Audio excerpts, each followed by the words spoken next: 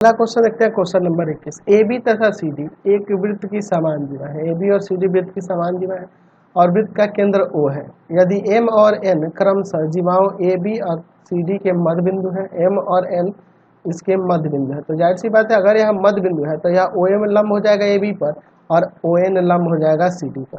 ठीक है, तो हमें सिद्ध करना है कि एंगल AMN बराबर में हो जाएगा एंगल CNN। चलिए इसको साबित करते हैं। दिया क्या है? दिया है यहाँ पर ए बी तथा सी डी वृत्त की जीवाएं हैं, वृत्त की समान जीवाएं हैं, बराबर जीवाएं हैं, समान जीवाएं हैं, यह आपस में बराबर है। और क्या दिया है कि O वृत्त का केंद्र है, O वृत्त का केंद्र है, O क्या है? वृत्त का केंद्र है।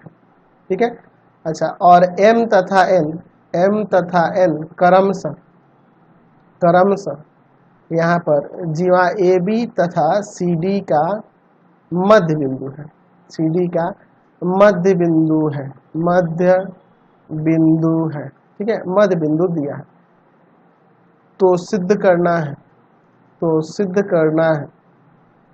सिद्ध करना है कि एंगल AMN बराबर में एंगल CNM होगा। चलिए इसका प्रमाण देखते हैं, बहुत ही सिंपल सा है। ठीक है, चलिए अब यहाँ पे देखिए इसका प्रमाण।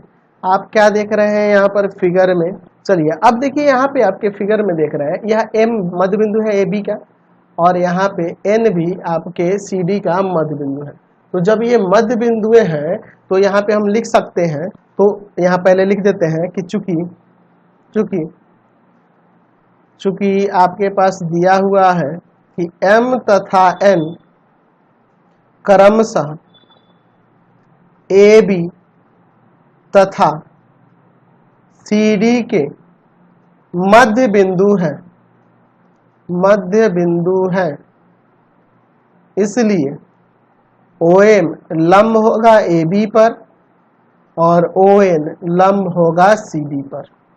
ठीक है, यह लंब हो जाएगा और जब यह लंब हो जाएगा तो यहाँ पर हम लिख सकते हैं एंगल OMA बराबर एंगल ONC।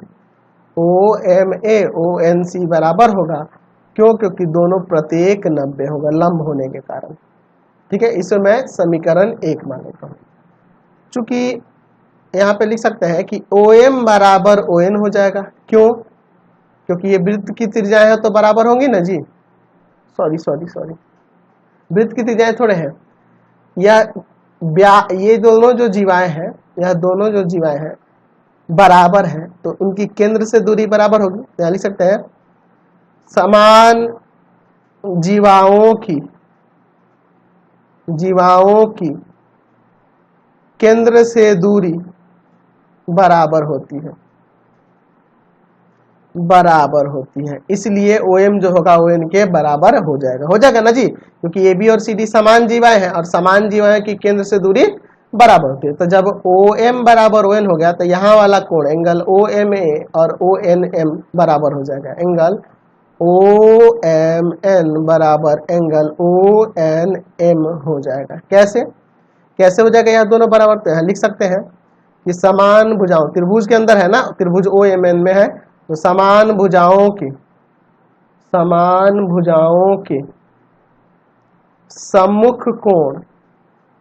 सम्मुख कोण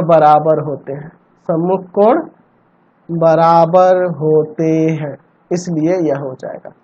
ठीक है, चलिए फिगर को नीचे ले लेते हैं। चलिए अब इसको समीकरण 2 मान लेते हैं। अब लिखेंगे समीकरण 1 में से समीकरण 2 को घटाने पर, समीकरण 2 को घटाने पर, चलिए घटाते हैं, angle OMA minus angle OMN बराबर में angle ONC minus angle ONM।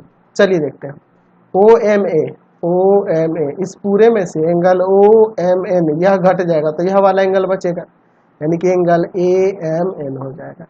और इधर ONC में से, ONC इस पूरे में से ONM घटेगा तो यह वाला एंगल बच जाएगा, एंगल CNM हो जाएगा। तो यही ना हमें साबित करना था, प्रमाणित हो गया ना। चलते हैं अगले क्वेश्चन पे। क्वेश्चन